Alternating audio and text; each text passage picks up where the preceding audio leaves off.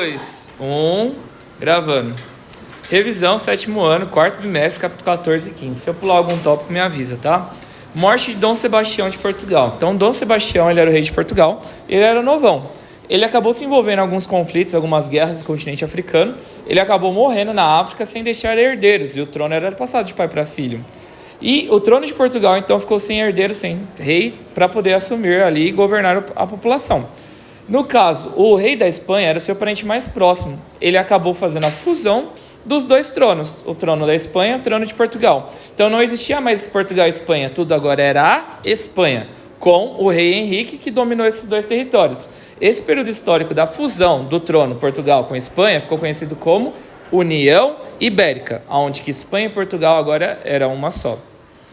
Dentro da União Ibérica, nós temos depois o Tratado de Madrid. Lembra do Tratado de Tordesilhas? O Tratado de Tordesilhas dividia a América entre a América Portuguesa, dominada por Portugal, que hoje nós conhecemos como Brasil, e a América Espanhola, dominada pela Espanha, onde que nós temos várias nações, Argentina, Colômbia, Equador, Venezuela, e aí vai.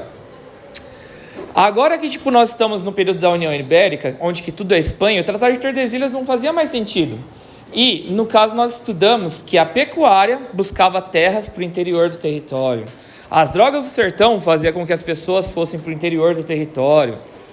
O que mais? A busca pelo ouro fora de Minas Gerais fazia com que as pessoas fossem para o interior do território. Tudo isso fazia com que eles ultrapassassem o Tratado de Tordesilhas. O Brasil, então, automaticamente, por conta dessas atividades, dobrou de tamanho. E já que o Brasil dobrou de tamanho, o Tratado de Tordesilhas não fazia mais sentido, e agora nós vivemos sobre a União Ibérica, foi feito um novo traçado da linha que demarca o território brasileiro. Essa nova linha é chamada de Tratado de Madrid, aonde que fez com que o Brasil dobrasse de tamanho. Dúvidas? Próximo tópico, Maurício de Nassau. Durante o período histórico, a Holanda acabou dominando parte do Nordeste, principalmente o estado de Pernambuco, principalmente cidades como Recife e Olinda. Maurício de Nassau ele foi enviado pela Holanda como governador para poder estar ali nessa região do Pernambuco.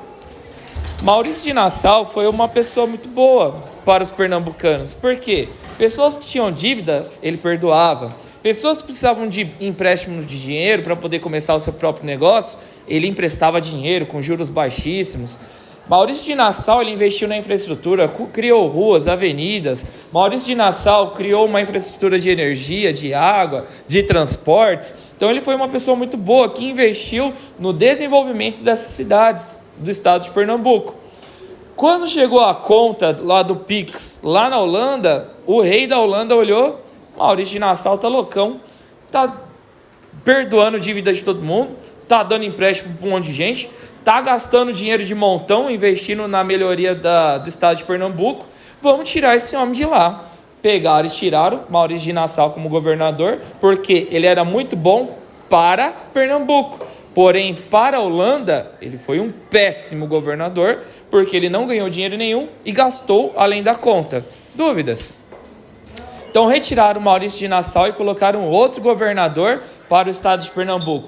Este novo governador começou a cobrar as dívidas lá de trás.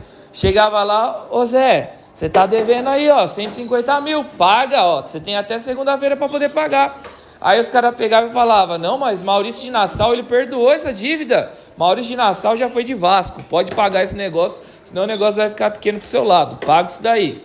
Então ele começou a cobrar as dívidas que foram perdoadas. E os empréstimos, chegava lá, ó, o empréstimo, ó, você tem que pagar 50 mil de juros. Mas Maurício de Nassau falou que era só 5 mil. Que 5? É 50 mil e já é. Tem que pagar 50 mil. Então a população começou a ficar revoltada com este novo governo da Holanda no estado de Pernambuco.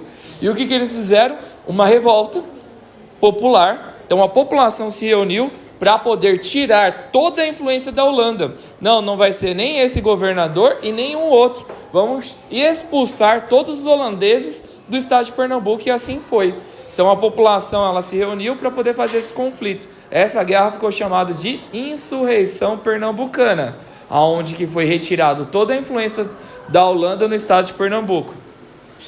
Os holandeses, então, eles se transferem lá para o Caribe, América Central, Cuba, Jamaica, tá? Aquelas ilhas da América Central, lá é o Caribe. Lá no Caribe, eles continuaram com o plantio da cana-de-açúcar. Só que eles tiveram uma sacada lá, uma estratégia. Eles já sabiam quanto que era a cana-de-açúcar do território brasileiro. Eles pegaram, vamos supor que a açúcar do Brasil era R$50 o quilo. Eles começaram a vender lá por 35 no Caribe. O que os europeus fizeram? Começaram a comprar a cana-de-açúcar somente dos holandeses, porque o custo-benefício era muito maior. Então isso fez com que a cana-de-açúcar brasileira entrasse em falência. Então a cana brasileira entrou em falência porque era mais cara comparado da cana holandesa lá no Caribe. Então o Brasil entrou em decadência financeira por conta dessa estratégia da Holanda lá no Caribe. Dúvidas? Plantation. Pulei algum tópico? Falei todos? Tá tranquilo? Sim? Plantation.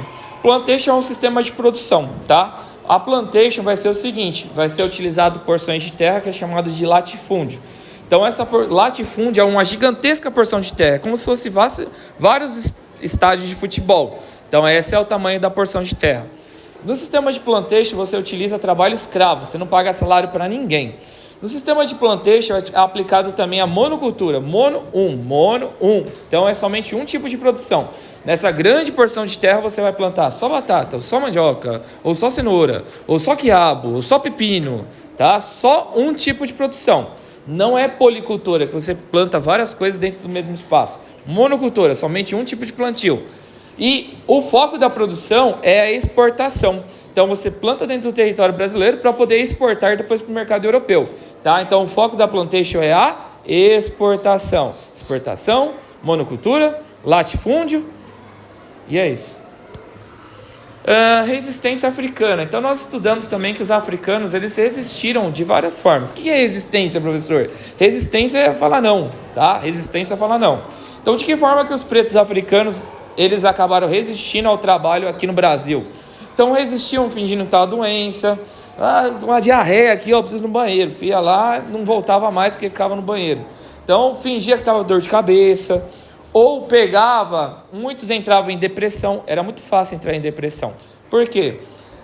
Você estava sem sua esposa, estava sem o seu marido, estava sem seu filho, estava sem o avô, estava sem o tio, estava sem o irmão.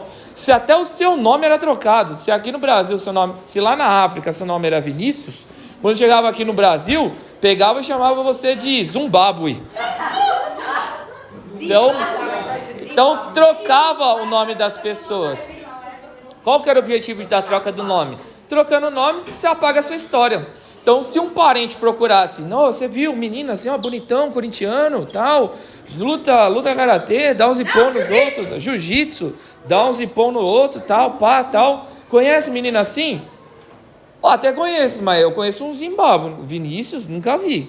Então, essa era a estratégia. Então, mudava-se tudo. Então, muitos entravam em depressão porque toda essa história era apagada. Outros acabavam entrando em conflito direto. Vai na arma? Então vai, eu vou na capoeira, então vem. Então era praticamente uma atitude suicida, né? Você vai ver que a tela virou até aqui depois, quando você assistir na revisão. A tela fez assim, ó. Outros acabavam se suicidando. Já desisti da vida, já não tem como. Pra lutar contra o português. Ia lá e tirava a própria vida, tá? Se suicidava. E outros conseguiam fugir, tá? Alguns que tinham um pouco mais de habilidade, um pouco mais de inteligência, acabava criando uma estratégia de fuga. Era mega difícil fugir, mas alguns poucos conseguiam. E quando fugiam, ele ficava sabendo que existiam alguns refúgios, alguns locais que abrigavam essas pessoas que conseguiram essa fuga. Esses locais de refúgio era chamado de quilombo. Tá? E o quilombo que mais deu certo, que mais abrigou refugiados, era o quilombo dos Palmares. E o quilombo dos Palmares tinha um líder. Esse líder era inteligente, esse líder era forte, esse líder protegeu o seu povo até onde deu, porque os portugueses acabaram conquistando esse quilombo também e mataram esse líder, que foi Zumbi dos Palmares. Ele é um dos heróis, um dos maiores nomes de africanos que já pisaram aqui na terra de solo brasileiro. E acabou? Acabou. Lembrando, tá? Resumo. No mínimo 30 linhas. Pode fazer de lápis, mas cada título... Vinícius, não fala palavrão, Vinícius. Fala, eita caramba. Eita, poxa vida. Catapimbas. Carambola. Então você vai pegar esses tópicos você vai fazer a caneta. Tópico a canetar. Pula. As meninas não precisam nem ouvir isso. É só os meninos que são ogro que faz tudo errado. Ó, cada tópico você pula uma linha por tópico. Cada parágrafo pula uma linha para deixar organizadinho, tá? Deixa bonitinho. Não precisa arrancar do caderno, eu vou visitar no caderno mesmo. Vou visitar isso daí na terça-feira. Nossa prova é terça, irei visitar o resumo na terça-feira.